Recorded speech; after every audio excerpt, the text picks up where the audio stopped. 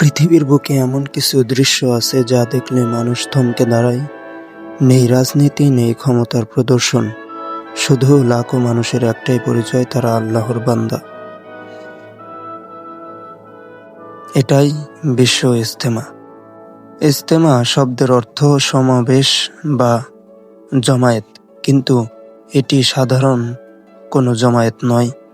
এটি মুসলমানের একটি বিশাল ধর্মীয় সম্মেলন, যেখানে মানুষ আসে দুনিয়ার নানা প্রান্ত থেকে নিজেকে বদলাতে, ঈমান মজবুত করতে আর আল্লাহর পথে চলার অঙ্গীকার করতে। বাংলাদেশের গাজীপুর জেলার টুঙ্গীর তুরাগ নদীর তীরে প্রতি বছর অনুষ্ঠিত হয় এই বিশ্ব ইজতেমা। এই অস্থায়ী ময়দান কয়েকদিনের জন্য হয়ে ওঠে একটি বিশাল মুসলিম নগরী, যেখানে নেই বিলাসিতা, আছে শুধু ইবাদত, দোয়া আর ইসলামের কথা। এই ইজতেমার আয়োজন করে তাবলিগ জামাত। এখানে রাজনৈতিক আলোচনা হয় না, কারো সমালোচনাও হয় না, শুধু একটি কথাই বারবার বলা হয়: নামাজ ঠিক করা, আখলাক সুন্দর করা, আল্লাহকে বেশি বেশি স্মরণ করা, রাসূল সাল্লাল্লাহু আলাইহি ওয়াসাল্লামের সুন্নত মেনে চলা। মানুষ এখানে এসে শিখে কিভাবে একজন ভালো মুসলিম হওয়া যায়।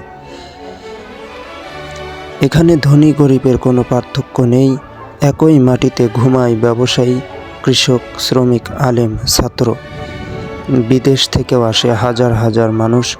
Bharat, Pakistan, Indonesia, Malaysia, Africa, Europe, মধ্যপ্রাচ্য, সবাই এক কাতারে।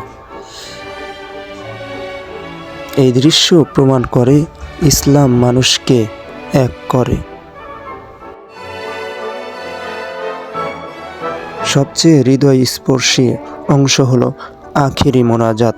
লাখো মানুষ দুই হাত তুলে একসাথে কান্না করে, দোয়া করে, নিজের জন্য, পরিবারের জন্য, পুরো মুসলিম উম্মাহর জন্য।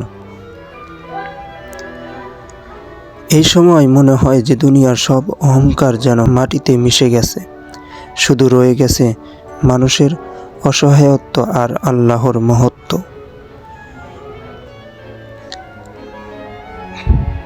ইজতেমা শুধু একটি অনুষ্ঠান নয়, এটি একটি আত্মশুদ্ধির স্কুল, যেখানে লাখো মানুষ একই উদ্দেশ্যে জড়ো হয়।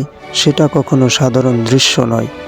বিশ্ব ইজতেমা আমাদের মনে করিয়ে দেয় আমরা সবাই একই রবের বান্দা, একই কিবলার দিকে মুখ করে দাঁড়াই, আর একদিন সবাইকে ফিরতে হবে তারই কাছেই।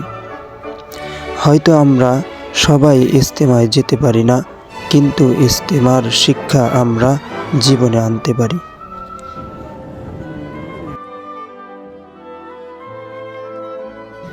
দর্শক, ভিডিওটি ভালো লাগলে অবশ্যই লাইক, কমেন্ট, শেয়ার করবেন এবং পরবর্তী ভিডিও পেতে আমাদের চ্যানেলটি সাবস্ক্রাইব করবেন।